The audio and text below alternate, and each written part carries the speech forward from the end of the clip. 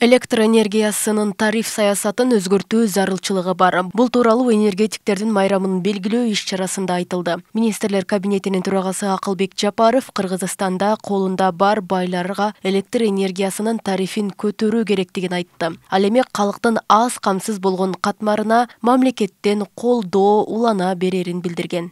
Бирок этап менен акыры барып энергетика өздүк наркына, себестоимостька, анан рентабелдикке чыгуусу зарыл.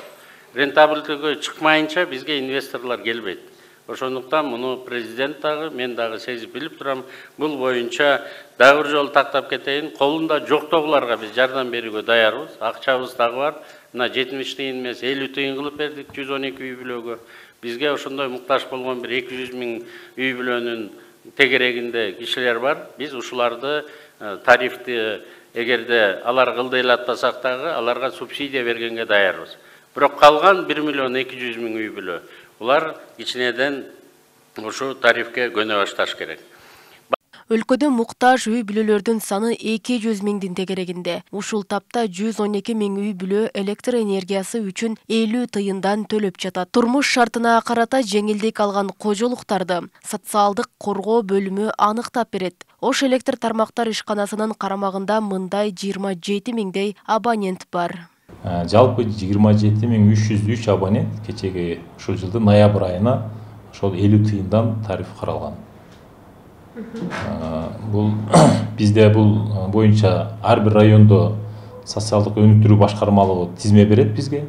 Ар бир райондук электр тармактар ишканасына ошонун негизинде биздин адистер ошол боюнча бир айда, мисалы мен мындай 10 айдыкын эле айтайын, 98.470 киловатт расход болуптур 27.300 абонентке. 49 миң болуп атат да, мындайча айтканда 50 миң жардам болуп атат деген нерсе да.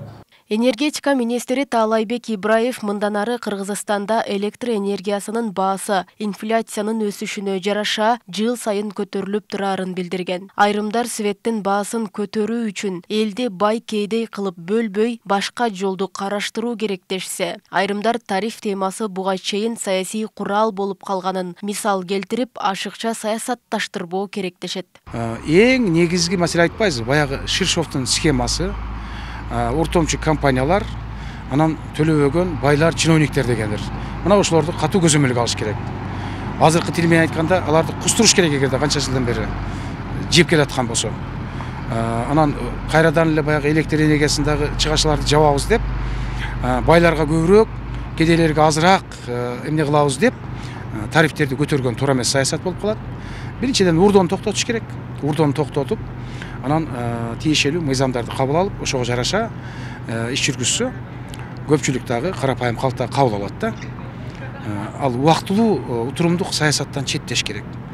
Ошол бир туруктуу, түбөлүктүү схемалар түзүш керек.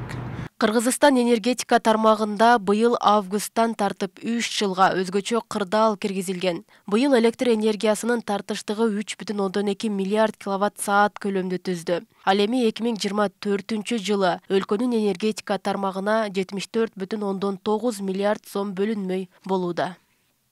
Роза Акматжан кызы, Адилбек Абдакимов, Ош ТВ.